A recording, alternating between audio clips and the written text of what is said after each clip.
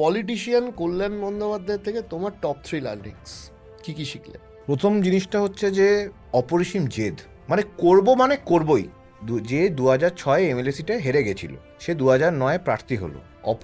অপোজিশনে হচ্ছে standing MP Shantasree এই শ্রীরামপুর সিটে। এই মাহেশের মাঠে উনি বললেন যে 1.5 লক্ষ ভোটের ওপরে মার্জিন নেব, নাহলে বুদ্ধদেব ভট্টাচার্যের চটি মাথায় নেব। দিয়ে সেটা করে দেখালেন।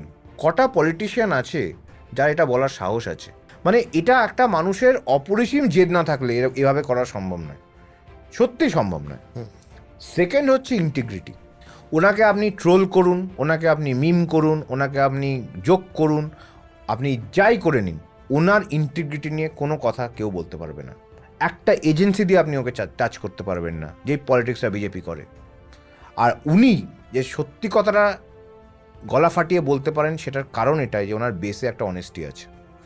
আর 3 নম্বর হচ্ছে যে একটা স্মল টাউন বাঁকুড়া থেকে উঠে এসে একটা ফার্স্ট জেনারেশন লয়ার হিসেবে এই প্রতিষ্ঠা পাওয়া, পলিটিশিয়ান হিসেবে এই প্রতিষ্ঠা পাওয়া, এই হার্ডওয়ার্কটা আমি চোখের সামনে হতে দেখেছি।